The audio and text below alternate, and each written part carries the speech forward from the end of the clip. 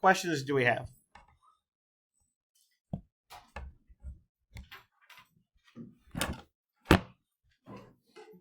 Things are good? Howdy. All right, so last time I had made that error. I don't think I made any errors yet. I just had gotten lost in the algebra showing the divided difference formula, and I hate leaving something undone. So I went back and typed it up so we could see what was going on. So remember, we were looking for those coefficients. As you're going through the divided difference method, you're looking for those coefficients for the interpolating polynomial as you keep building on extra terms on the end for the Newton form of the interpolating polynomial.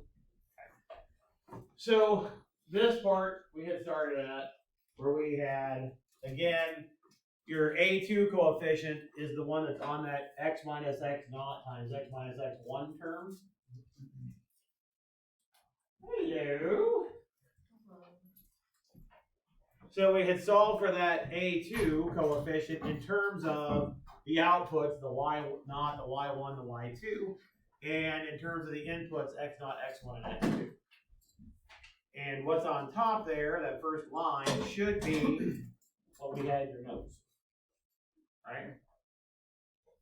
What I had forgotten to do was a tried and true trick in math, and that is add 0, cleverly.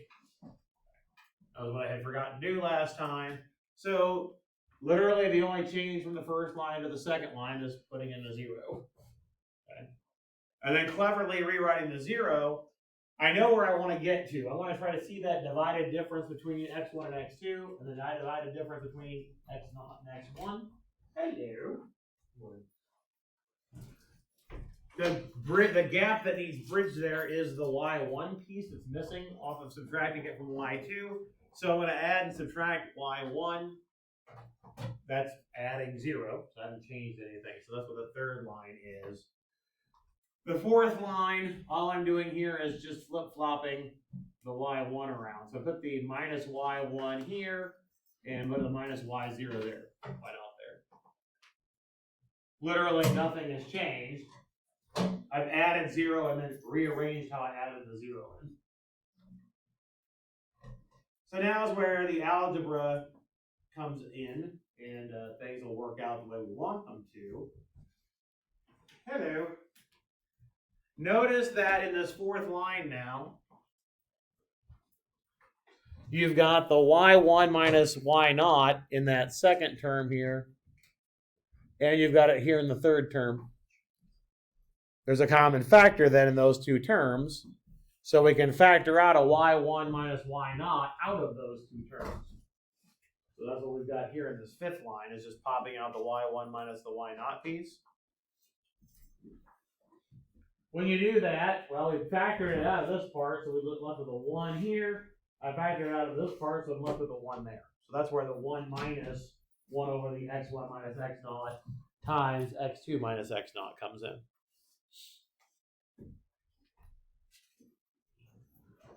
But notice I haven't done really anything fancy. I added 0 and I factored out a term. I've just done it over the course of 5 lines. All right, I haven't done a lot.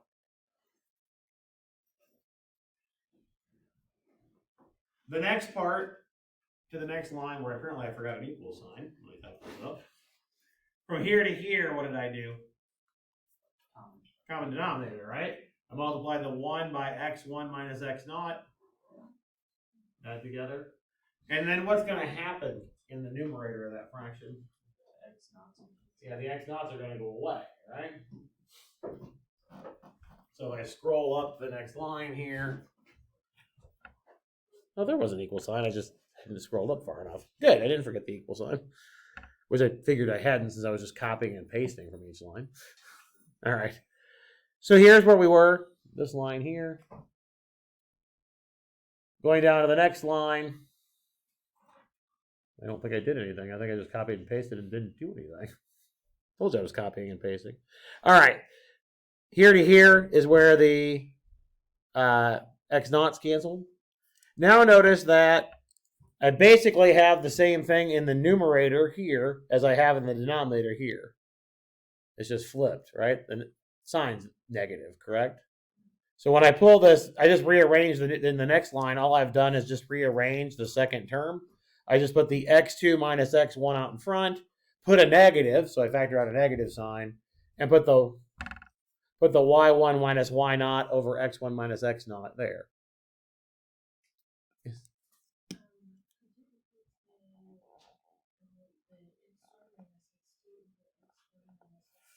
Here? The x naught's canceled here in the numerator. Because I've got a minus x naught, and then if you distribute the minus sign, you get a plus x naught. Right? If you distribute this part here, that minus is a minus makes a plus. So I got minus x naught and plus x naught. So they go away. Yeah. Yep, you're welcome. All right, so I moved the x1 minus x2 out in front, and I took the negative out. So I've got x2 minus x1 here, and just took the y1 minus the y naught and put it on top of the fraction here.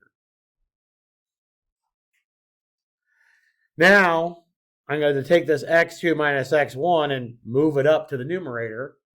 When I move the x2 minus x1 up to the numerator, it will be in the bottom of the first term. That's where the y2 minus y1 over x2 minus x1 comes from.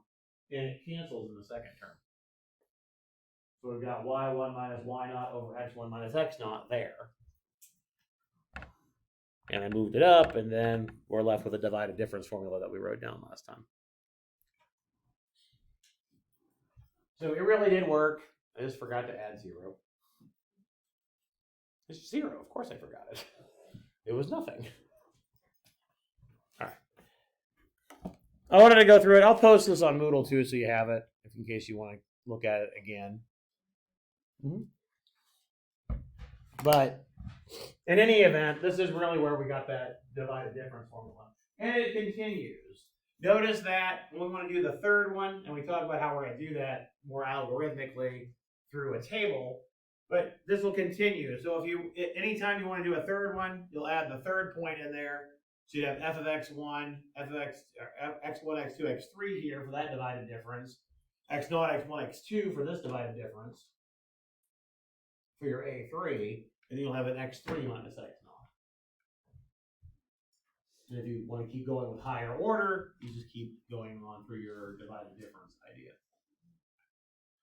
All right, so let's go through another one where we compute these with a table, see if we can use Excel to help us a little bit, and then we'll play a little bit with R so we can see where the points go.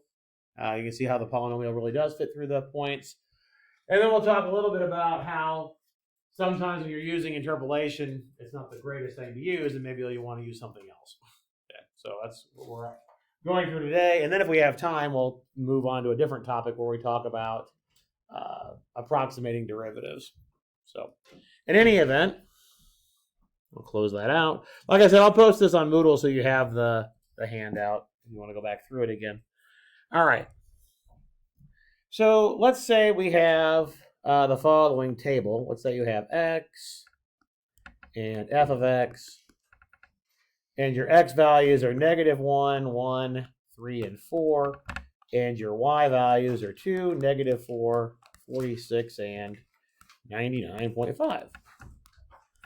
This is, in case you're interested, this is problem 7b on page 174 of your text.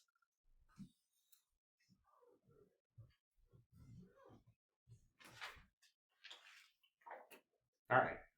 So when we go through and do your divided differences, the first things you're going to do is you're going to look at slopes of your tangent. Sorry, not slopes of your tangent lines. Slopes of your secant lines essentially is what you're computing, right? So when we find the first divided differences, we're going to do between the first two, the second two, and the third two.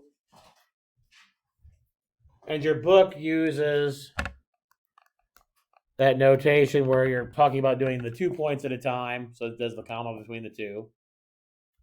This one will be what? -6 over 2. So we get -3 for that one.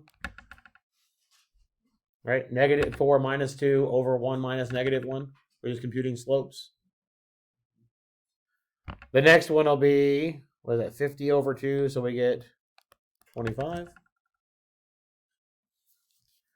And the next one is what? 53.5 over 1?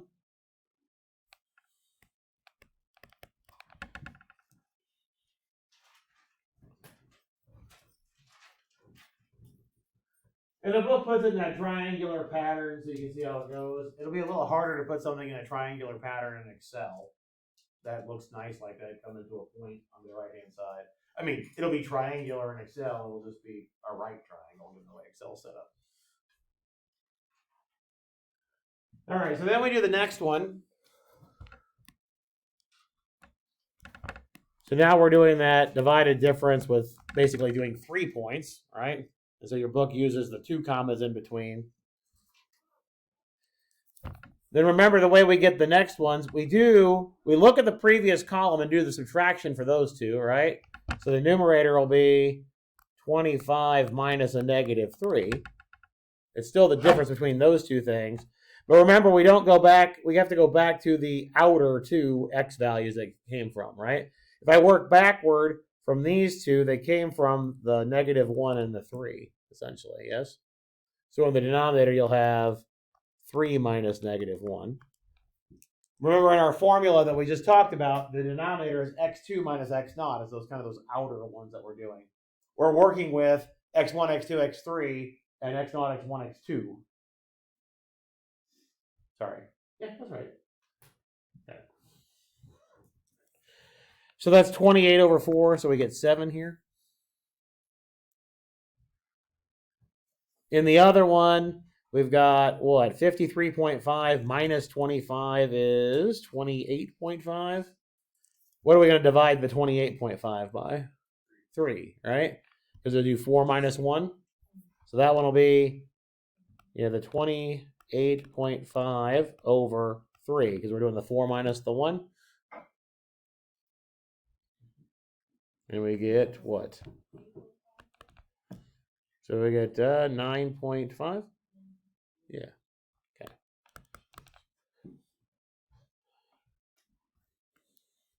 One more to go.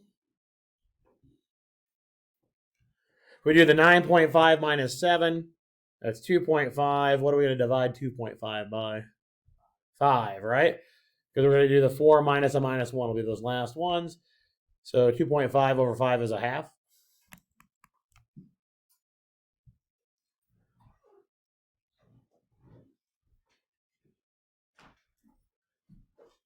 Everybody okay with the process, how we found them?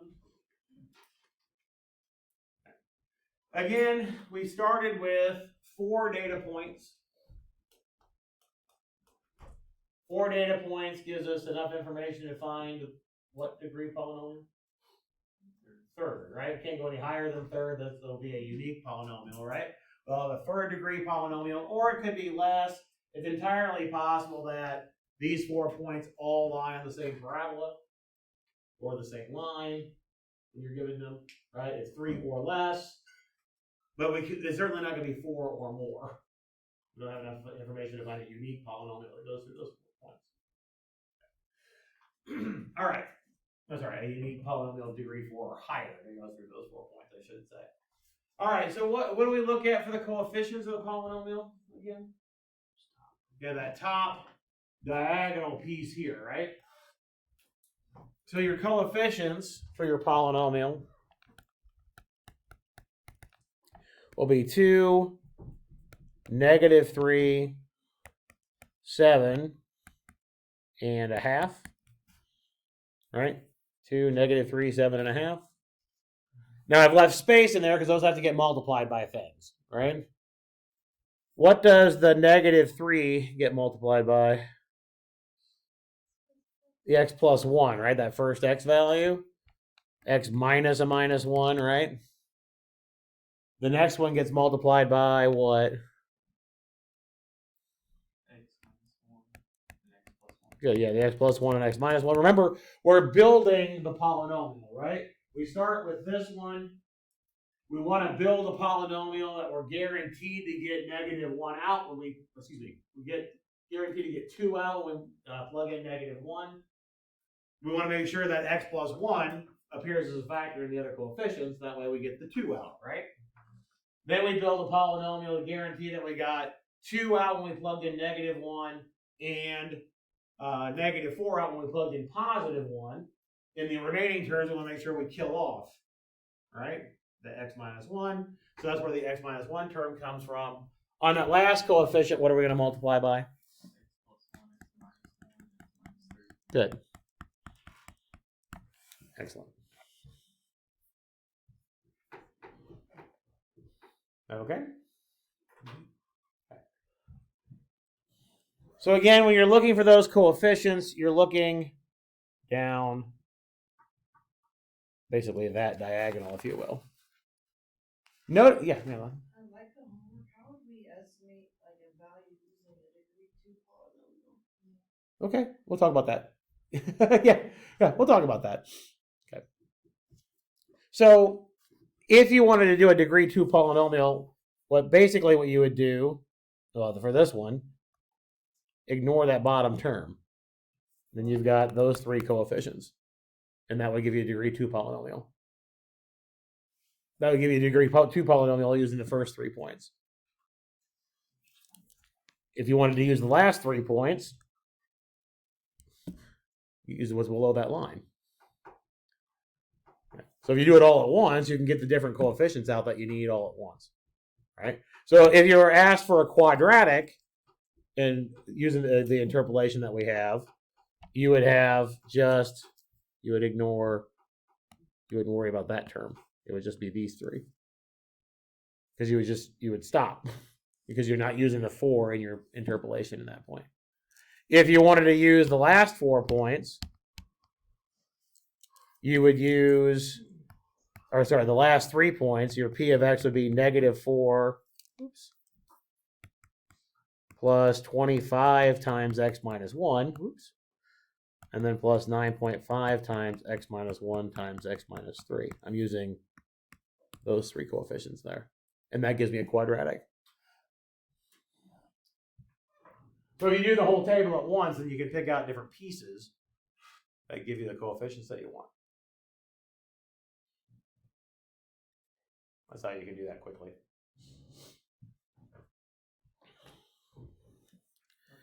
Yeah. So the x values have to be in order, right? Nope. They can be out of order. So if it's the order doesn't matter as long as they're all different. So when it says to take the first 3 and they're out of order, do you take the first 3 in the order? We do it in the order given, yes. Okay. Yeah, I'm asking you to do it in the order given there. Yep. Yeah, the order doesn't matter because you'll get this. Even though the coefficients will pop out differently, it has to be the exact same polynomial each time through those points. So the order does not matter. Now, sometimes you might want to use a different order depending on what you're trying to estimate. Because perhaps the 3 points you're using aren't the closest to the point that you would want for a quadratic, and you'd want to use 3 points that are closer, because if it's closer, then it should give you a better estimate.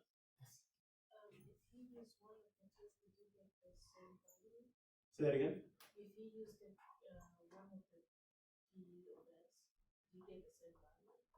I get the same value if I use the same points in the same degree term. So what I'm saying there is that if you reorder these terms, these points, and find the 3rd degree polynomial that goes through the 4 points, then yes, you'll get the same answer. If you use a lower degree polynomial, then you might get a different answer depending on what you're trying to get to. Because the parabola that goes through these 3 points is probably different than the parabola that goes through these 3 points, namely because I found a non-trivial cubic. I found a cubic polynomial that had a actual honest-to-goodness 3rd degree term. So the 4 points aren't on the same parabola. So you get a different estimate depending on which one you use. Yeah, welcome. All right. Let's see if we can set this up in Excel so we can do this a little bit more quickly rather than having to type it all in by hand. All right, so let me get my keyboard back on here so I can actually type. That would be helpful. And after yesterday's debacle with Linear and the pen running out of power, apparently, I'm going to plug it back in while we're going along. That was super weird. I don't know why. It was in the charging thing the whole time. I have no idea. I think it was the pen just ran out of power because it's working today. So I have no idea what it was. All right, so I'm going to just type. I'm going to type my x and my f of x here in the same like I had before. -1, 1, 3, 4, and the f of x's were 2, -4, 46, and 99.5.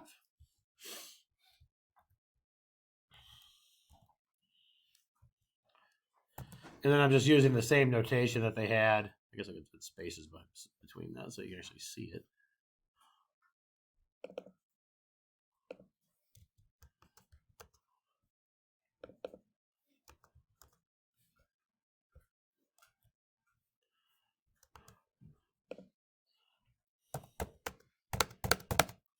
There we go.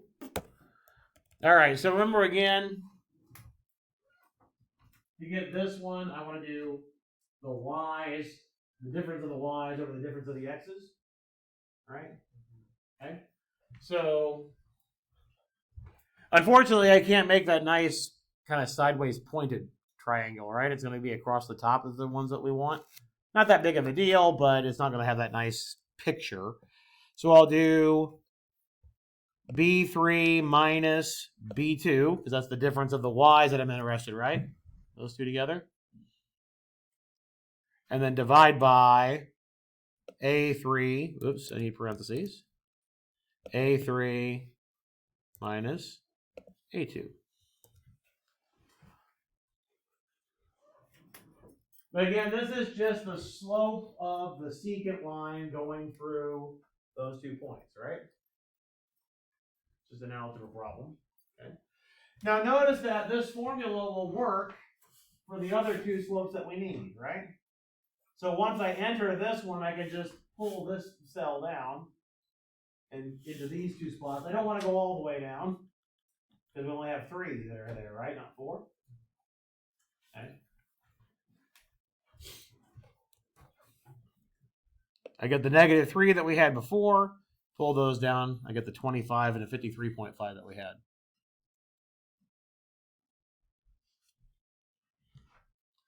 So far, so good? All right. Notice that the next formula is similar. You can either copy it across.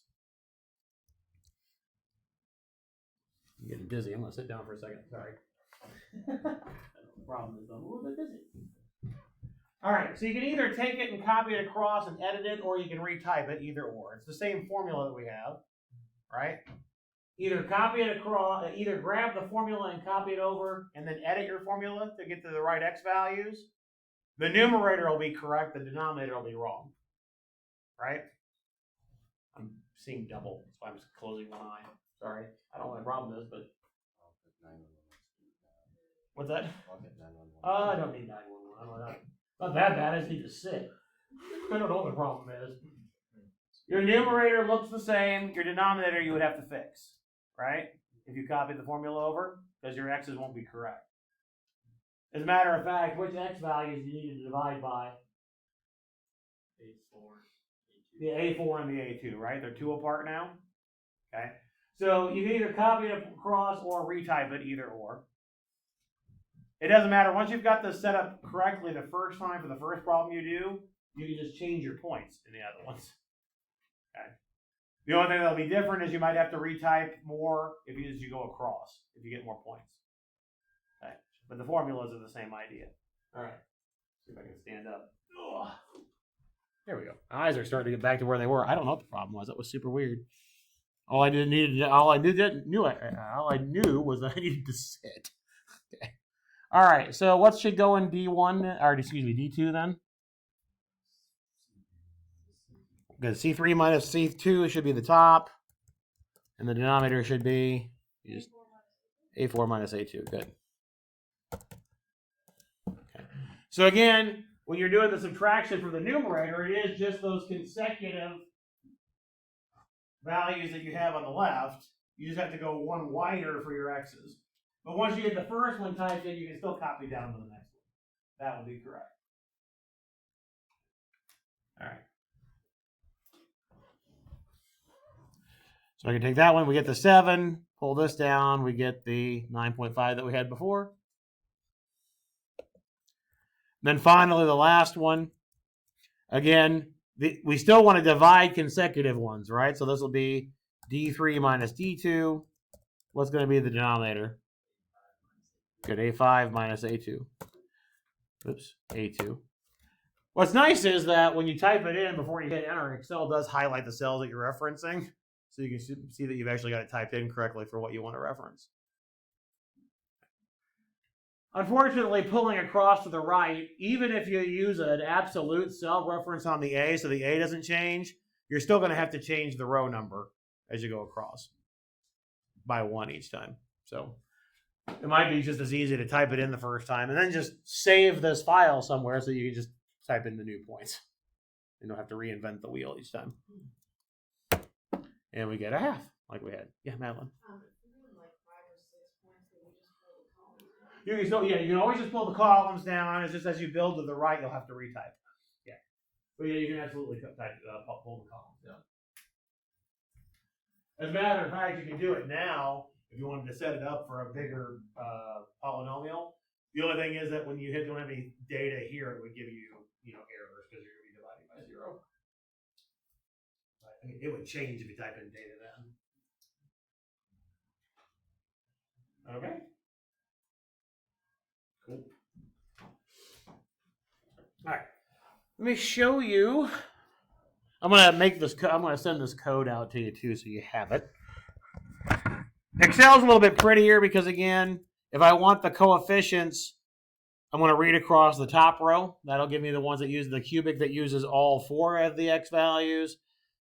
Like I mentioned before, if we just wanted the quadratic through the first 3, we could just use the first 3 values. If we wanted the quadratic through the second 3, we could just use those values, just like we talked about before.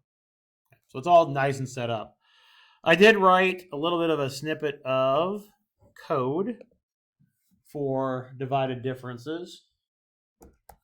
So let me name a couple of lists here. For the x's, we had -1, 1, 3, and 4. And for the y's, we had 2, -4, 46, and 99.5. And then the code that I have here, and like I said, I'll send this out to you so you have it. It just takes those 2 lists as inputs. So the function name that I gave it was just div_diff for divided differences, because I'm clever like that. Oops. Right. There we go. And we see the exact same table that we saw in Excel and what we did by hand, right? Here's what the first one was. It's sideways, right? So I see the 2, the -3, the 7, and the 5. So this is the return. I'm returning those coefficients. I put print statements in there so you can see it as you go along.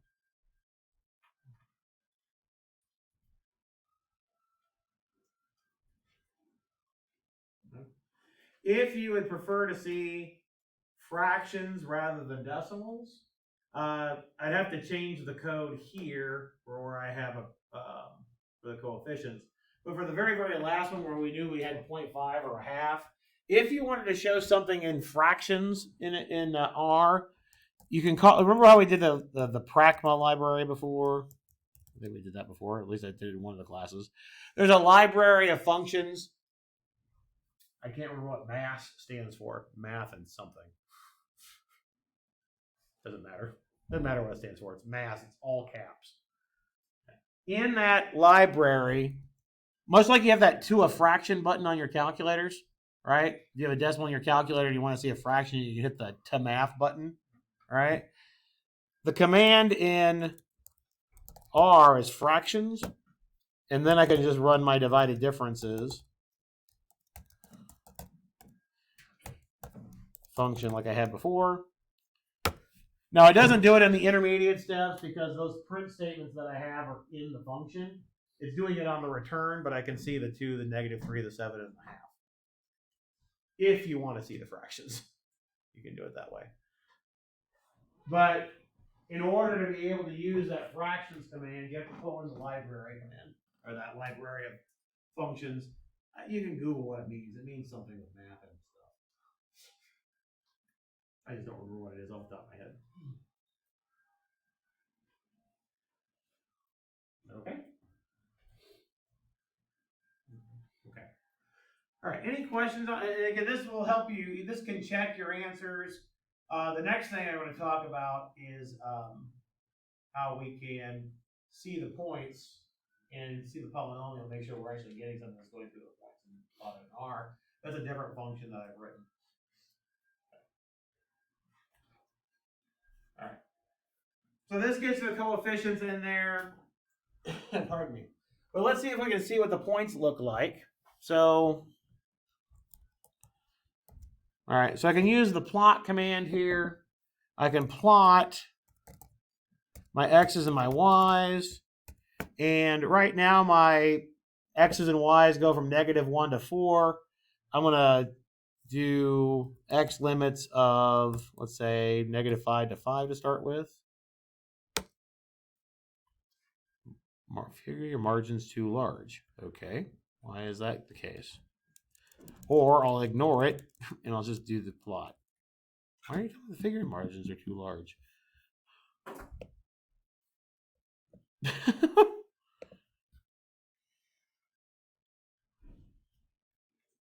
Why are you telling me the figure margins are too large?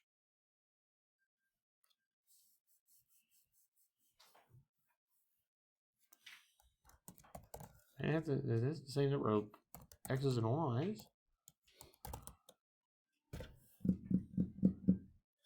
Okay. What am I missing? I just did this in the office. Of course, it's on my office computer. Why is it telling me my figure margins are too large? All right, well, I'll figure that out in a second. This polynomial interpolation function that I wrote it takes the points that you have and then plugs in an x value into the function. So you can do your approximations this way if you wanted to. So for example, if you wanted to approximate, let's say, f of 2, based on what we just computed, I can use this polynomial interpolation function that I wrote.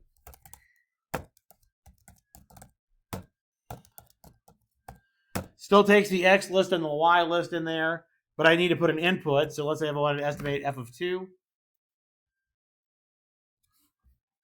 And I mistyped. Ploy doesn't work, does it? There we go. So since it's in the polynomial interpolation function that I wrote, it calls the divided differences function that I wrote. In that divided differences, so you can see the outputs as you go along. I put print statements in there, which is why those come out of there like that. The last answer is what the estimate would be. So it's 12.5 in that case. So the polynomial that we created from the divided differences, if I plug 2 into that polynomial, I get out 12.5. So that's how I could estimate f of 2 using that polynomial the way it's calculated. Or you could write out the polynomial and plug in the number. That also works, obviously. But I figure if you're just trying to get an estimate, this helps you get a little bit faster. The whole reason why I wanted to do this is because since I wrote this as a function, I can actually plot that curve that is if I didn't have such big fingers, this would not be a problem.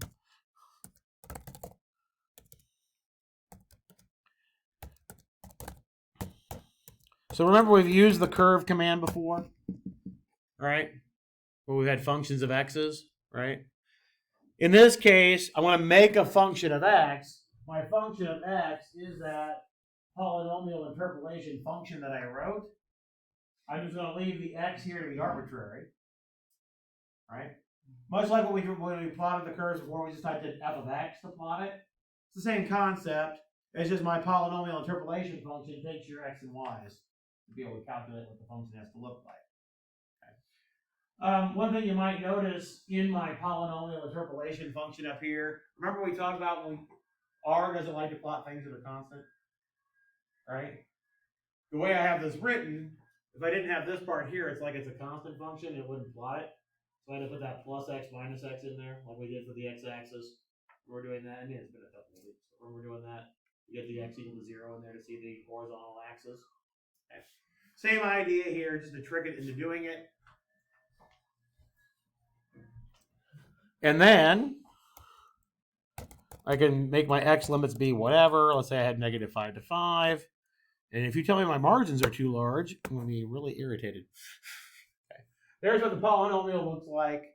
And had I, pardon me, had I got the points in there, you'd be able to see it probably a little bit better. The points that we had were what? We had negative 1, 2. Okay, that seems plausible, right? And we had 1, negative 4. A little harder to see because it's the x and the y's here are at 0. We had 3, 46. Yeah, I can believe that. And 4, 99.5. I can kind of believe that too. I don't know why it's not plotting the points. I'm trying to figure out what the problem is because seriously, just told it to plot the points in my office and it was fine.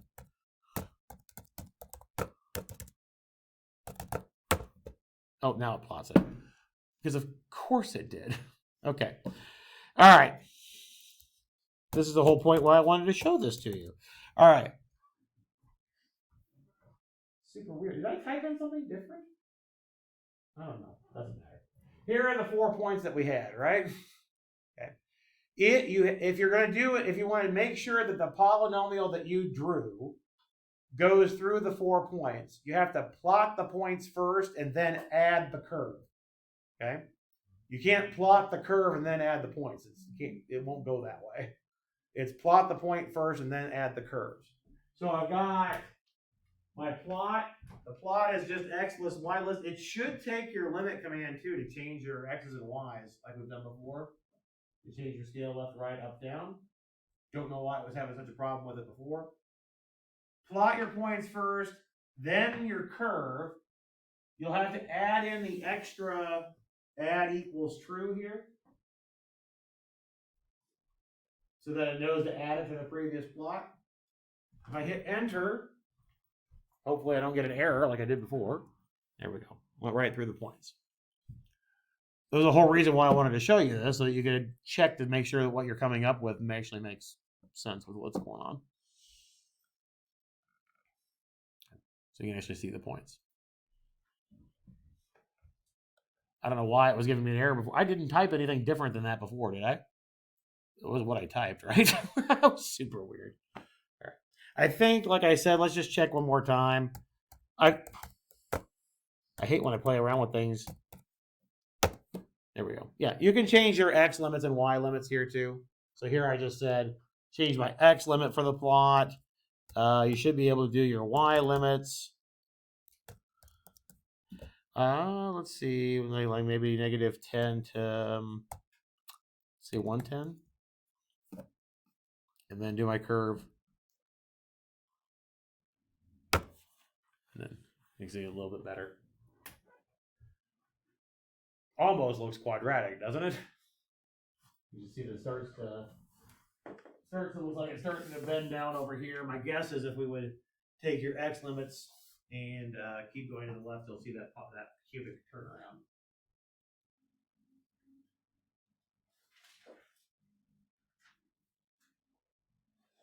Is okay? These aren't bad functions to write. If you want to write them yourself and try to make things more efficient, please do. That's perfectly fine.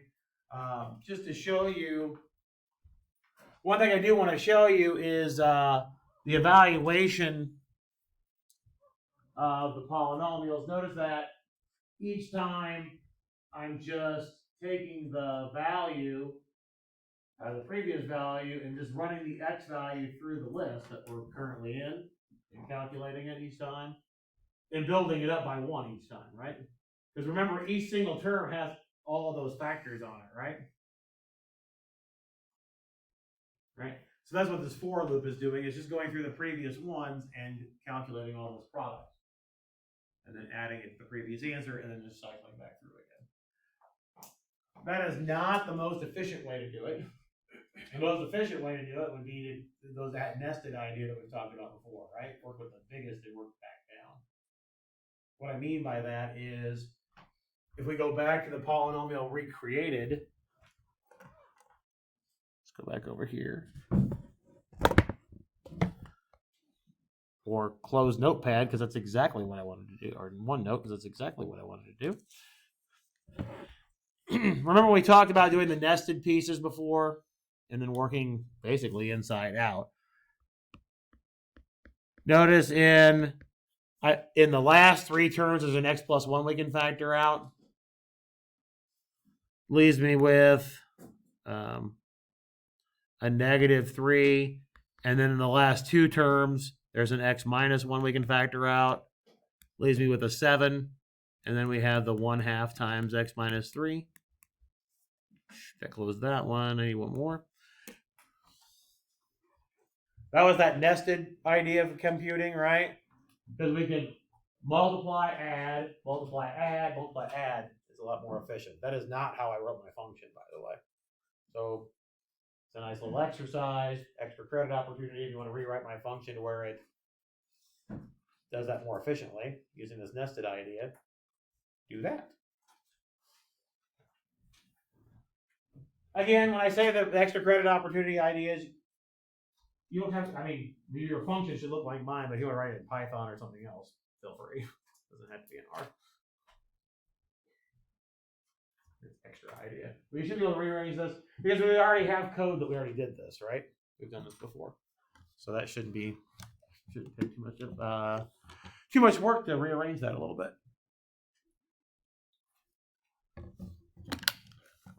All right. Any questions on how we created these things? Start there.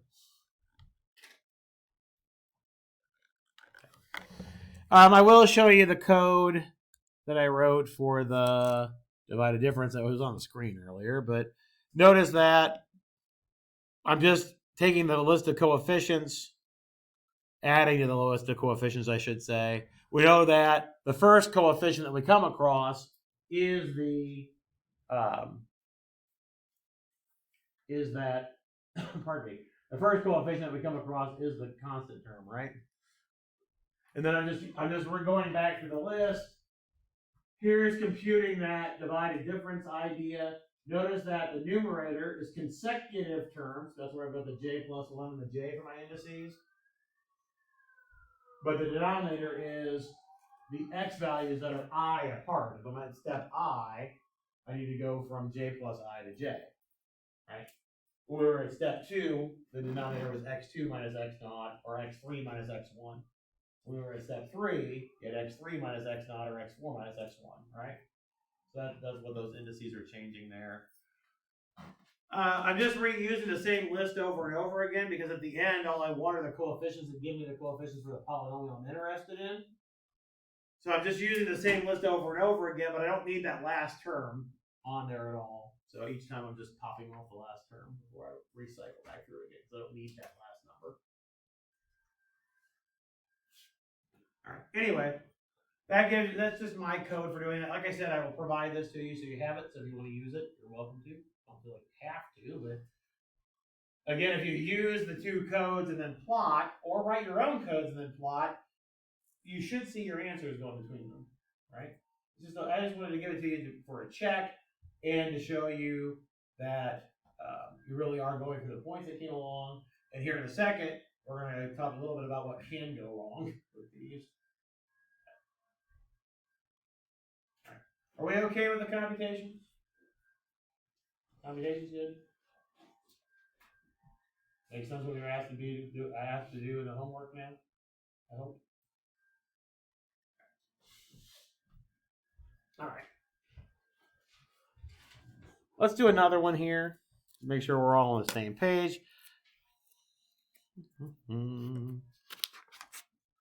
Let's look at, this is number 15 in your book. I'm going to go back over to Excel and do that one real quick so we can see it. Number 15, they give you the table. I'll write it on Excel down here. Hopefully I've got enough room here. You get -2, -1, 0, 1, 2, 3 for your x's. 1, 4, 11, 16, 13, -4 for your y's. So again, this is number 15 on page 175. That's the data they give you. The problem's direction says that it's suspected that this data actually comes from a cubic. Looking at the number of points that we have, what's the highest degree polynomial that we could fit through those points? You know, the fifth, right? Because we have 6 points, there's always one less. And what I mean by that is the highest degree polynomial that we could fit uniquely. There are lots of 6th degree, 7th degree, 8th degree polynomials that go through those points. It's just not unique. So the largest degree polynomial that goes through those points uniquely is a 5th degree polynomial. But again, like I've mentioned before, it's entirely possible that these points all lie on the same polynomial that have a degree less than 5, right? They could be all in the same line, they could be all in the same parabola, so on and so forth. Okay.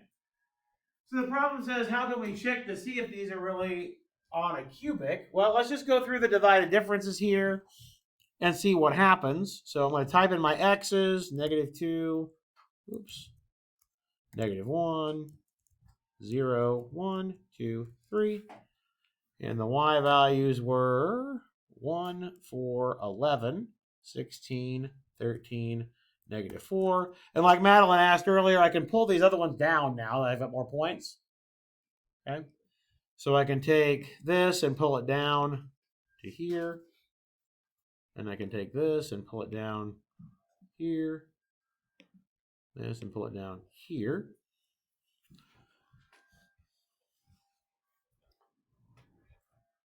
And I could continue now. When I go, if I wanted to go across, I would need to start retyping formulas now, right? Because I don't have enough things off to the right. However, look at that last column. What's going to happen when you try to fill out the next column? What are you going to get? 0. The numerator is going to be 0 all the time, right? How many steps have we done so far? Well, here was your first degree term coefficient is here, right? That's 3. Second degree term coefficient is 2. Third degree term coefficient is -1. The rest of them up higher are going to be what? Zeros, right? It'd be 0x to the 0 on your x to the 4th term, a 0 on your x to the 5th term. This is what it means by how could you check to see if it's cubic. I went through the divided differences trying to find the interpolating polynomial, and notice that the coefficient that would give me an x to the 4th and the coefficient that would give me an x to the 5th is 0. So it must be a third degree polynomial that goes through those points. Right? So I see it from the divided differences table. You could create your polynomial and plug in the points and see that you get those outputs. And then you really do get a cubic polynomial out of that. That's all that's asking for. So in general, if you start to see zeros in your polynomial, or excuse me, in your divided differences table, then you know you can stop. As a matter of fact, I didn't go any farther to the right, because as soon as they're all repeated, they're 0 from then on, right? Now, what if these weren't quite 0? What if they were, say, maybe 1 times 10 to the -6th? Or 1 times 10 to the -8th on those orders? Do you really think adding the extra term and the extra computation is doing a lot for you? No. Okay. So again, you might always want to cut it at some point and use an approximation rather than keep going out and using really, really small terms that aren't doing anything good. So again, if you're getting numbers that are really, really tiny, then you might as well just cut it off and not go any farther. And they have a couple of examples of that in the text as well. Where you just stop and use a different term. Right. Again, any questions on calculating these things and what you would do to approximate? Okay. Well, let me do an example of things that can go wrong, which is why we're going to have other, I hit the wrong thing, things that can go wrong when you're doing this interpolation idea. So I'm going to go back over to R because it does it a little bit faster for us. And I can plot things. Oops, I didn't want to do that because it's behind the time.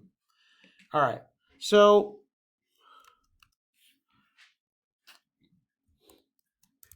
one of the nice things about R is that I can create a list of numbers pretty quickly. Oops, I may not call it X though.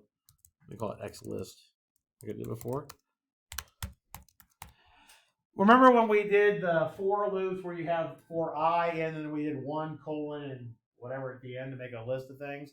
That basically makes a list. So here, if I want to make the X list, I can just type -5 to 5 and notice that it made a list of those numbers. Oops. -5 to 5. Quickly, right? I'm only doing this to get some test points and show you something that can go wrong with polynomial interpolation. Okay. All right. So if I want to try some y values that are associated with this, I can just do a function of those particular numbers. So let's say I want to put in the x list into the function 1 over 1 plus x squared.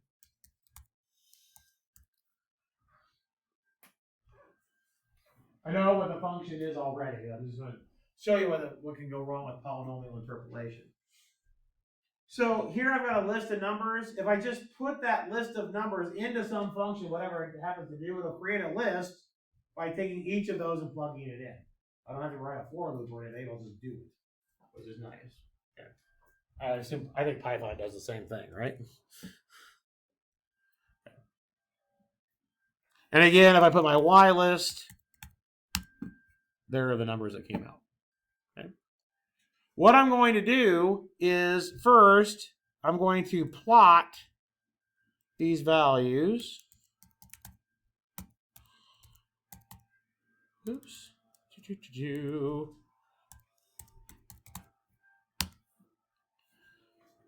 And if I were to connect the dots here, you would get something that looks like a bell-shaped curve. It's not a normal curve, but it does kind of look bell-shaped.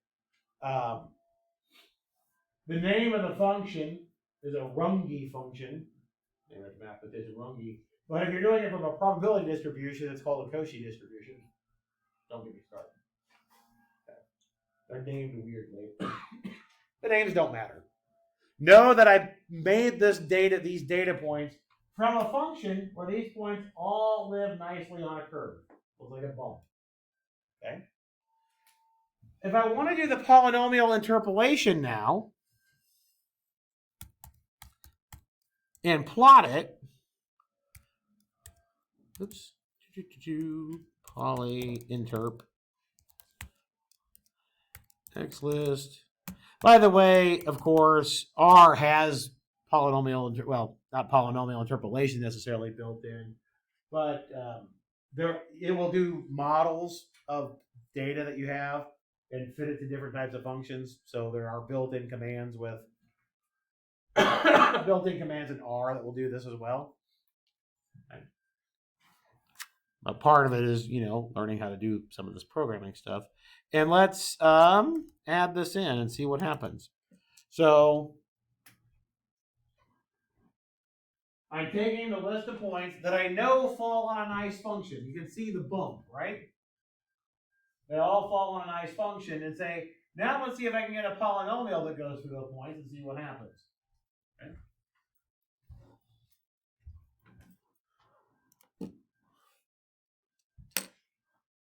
Did that approximate those points well from where they came from? Not so bad in the middle, right? It's not so bad here, but it's really bad on the ends.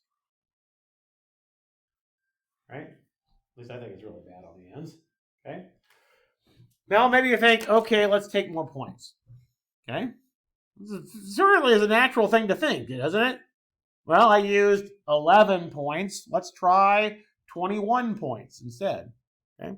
So it's a very natural thing to think. At least I think it's a very natural thing to think. let's say I do, see if I can do it this way. Make sure I got the points in there. There I just put in negative 5 to 5, but divided it in half. Okay. I can make my Y list the exact same way I made my X list. I can plot it again. Now I have more points, right? And I can do the polynomial interpolation. And it's not any better on the ends, right? I can't even see what's going on down here. Okay. Again, not horrible in the middle, but terrible on the ends, right? We agree this is terrible on the ends, right? Okay. So let's think a little bit about what's going on and why, if we had data like this, we might want to use a different method to interpolate than using a polynomial. What's going on with your slopes on the ends?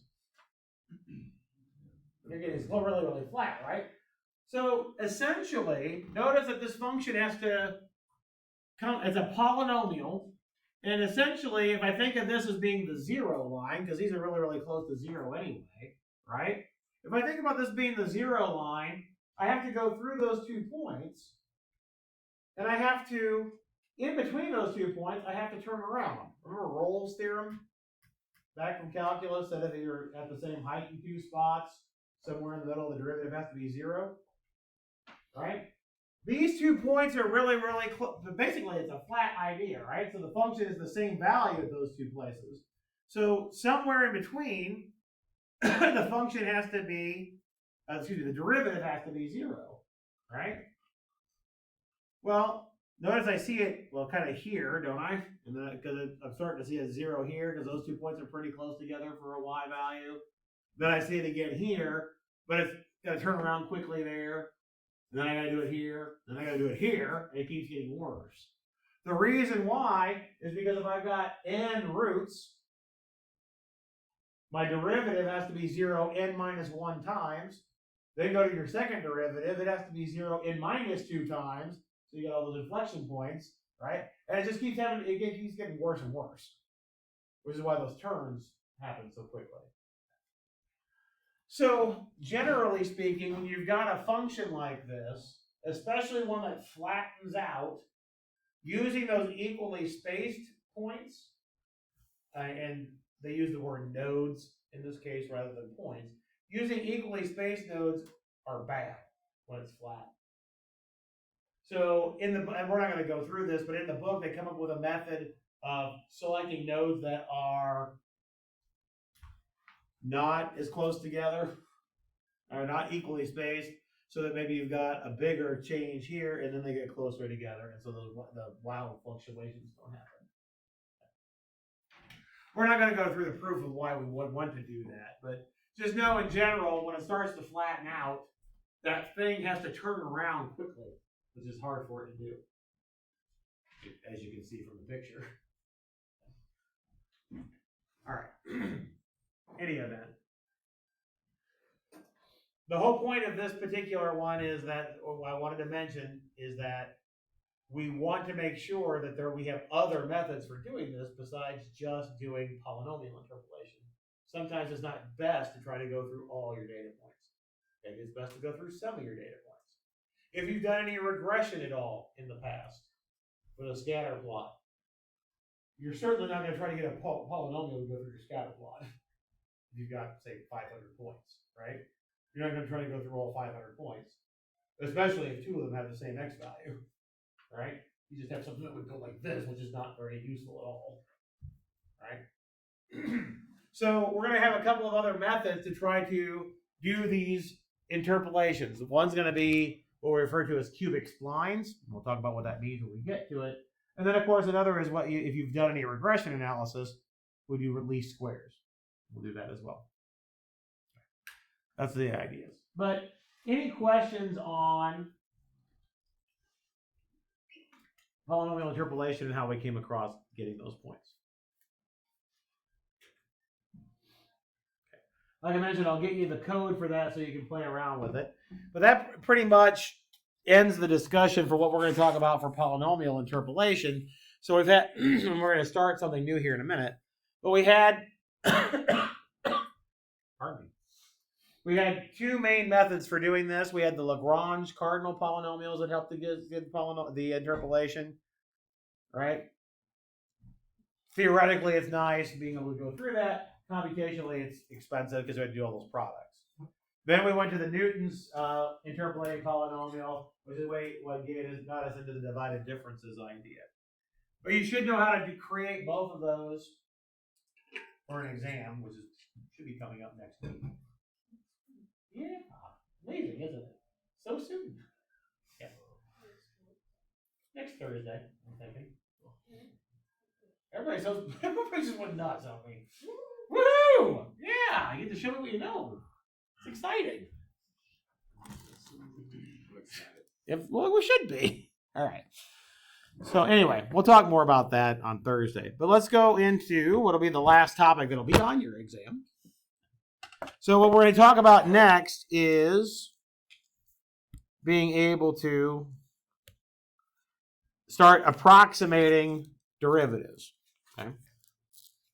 You've talked a little bit about this in Calc 1, of course, where you've done some ideas. But what we want to do, again, like everything else we've been talking about, is try to make things more efficient if we can. So, pardon me. This is section 4.3 of your text. We're skipping over section 4.2. Section 4.2 is a more in-depth dive into the errors in using polynomial interpolation that I'm not going to expect you to do. That'd be for a class that a little bit more advanced than what we want to do for our purposes. Not that it's not important, because if you're using something to approximate a solution or approximate a quantity that you're interested in, it is all obviously important to know how good that approximation is. So I'm not discounting the importance of the section that I'm skipping. What I'm saying is that in the interest of time and getting you experience with some other things, I can't spend 2 weeks on doing that. There's a lot of stuff in that. In that one section, there's a lot of stuff in there, and it would just take us a while to get through it all. That's why I'm skipping it. Not saying it's not important. It's very important. But it's not important enough for me to do right now, relative to other stuff that we have to do. All right. So the title of section 4.3 is called Estimating Derivatives and Richardson's Extrapolation. We'll do Richardson's extrapolation next time. Let's just talk a little bit about what we mean by trying to estimate some derivatives. So we know that, pardon me, we've talked a little bit about Taylor series expansions for functions. So remember for your Taylor series that you've got, at about a point, you would have your f of x, x naught, if we're going to expand around an x naught, whatever that x happens to be. And then, pardon me, goodness. And then you would have the derivative at that point times x minus x naught, and then the second derivative at that point over 2 factorial, x minus x naught squared, third derivative over 3 factorial, x minus x naught cubed, and so on down the line. That's our Taylor series, right?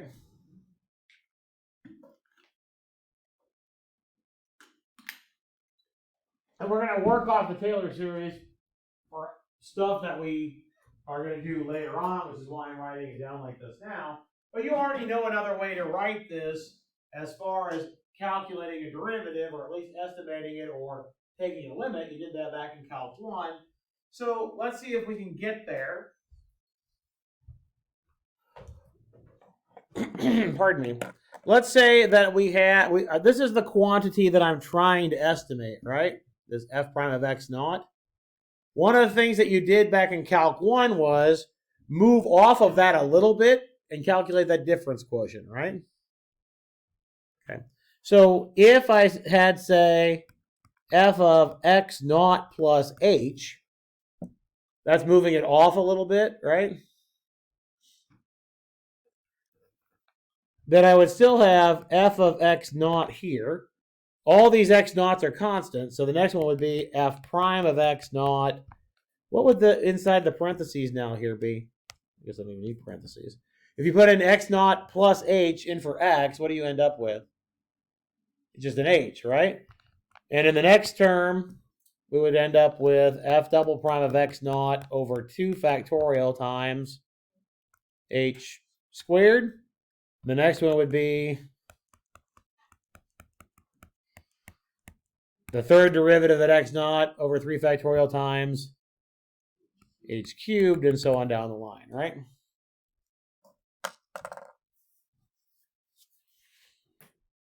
We agree with that? Okay. Now, notice that, and for those of you that have seen some stuff in discrete or some stuff in algorithms and data structures, it's the same type of analysis, except that kind of reversed, because we want h to be small, not big. Okay? So notice that if h is small, in particular, h is probably going to be less than 1 if it's going to be small. When I start taking higher and higher powers, which power actually matters for computing the error? The highest one that we're interested in, or the lowest one that we're interested in, right? Because if we have a small number, the higher power you take, the smaller the number gets, right? So if we look at, okay, I'm trying to estimate the derivative here, correct? I want that to go away. We agree? I want that to go away. This is the part where my error is. And if we remember Taylor's theorem, when we talk about the Taylor form of the remainder, it involves the next derivative, the one that you left off, right? And then everything's kind of compiled into that one term. These terms are going to be significantly smaller than this one if h is small. So the error matters on this. So since we're talking about this in terms of just the h squared, we're saying here that the error is basically on the order of h squared. Now, this is different than what you typically do in an algorithms and data structures class or a discrete class, because usually you're worried about the highest degree power that you see, right? Or the highest, the thing that gets biggest fastest, right? If you haven't had algorithms and data structures or the CS discrete class, don't worry about that. But in general, when you're talking about big numbers, the biggest power matters. Or if you got an exponential term in there, the exponential thing matters over powers, right? But when we're talking about small numbers, it flips, right? It flips around. The lower number power is the one you're interested in, okay? So for this, if I'm looking at the error, again, I'm trying to estimate this piece, so this would be the part that I've underlined here. That's the part that we're leaving off. The error term is dominated by this thing when h is small. So that's why it said we were saying it's on the order of h squared. Okay. All right. Now if we just rearrange this and solve for your derivative. Oops. You know, that's weird. If I rearrange this and if I rearrange this and solve for the derivative, I'm gonna end up dividing out an h at that point, right? So notice that we would have f of x naught plus h minus f of x naught all over h. But now what happens to your error part? I have to divide everything by the h, right? Right? If I'm going to divide by this h, I got to go all the way through. Correct? So now I've got the second derivative over 2 factorial times an h. And then so on down the line, I'll have an h squared. Now what did that change your error to? Now that I've divided out that h, now what is your error on the order of? H rather than h squared, right? Because this would be the part that we're taking off. Okay. What that means practically for us is that the error decreases on the same order that the h would decrease. It's linear in terms of h. All right? Of course, what we're interested in for our purposes in numerical is can we make things faster, right? I want to get within a certain tolerance as quickly as possible. All right, well, now I'm saying that I have to make my h small. If I want to make my error within a certain tolerance, I got to make my h within that, basically that same tolerance, because they're going to be a one, not quite one, well, it'll be 1 to 1, but it's on the same order of speed. If h is decreasing linearly, so is the error. Right? But if I could do something like what we talked about in Newton's method, where we had the error went down quadratically versus linearly, that was better, right? Well, we can do a quick one and get this to be quadratically rather than linearly by doing a different method. And this is actually called the central difference method. So right now we had, I'm going to change my x naught just to an x, so I don't have to keep writing x naughts. This is f of x, and then it'll be plus f prime of x times h, and then f double prime of x over 2 factorial times h squared, third derivative over 3 factorial h cubed, and so on down the line. What would happen instead of doing a plus h if we would have put a minus h in?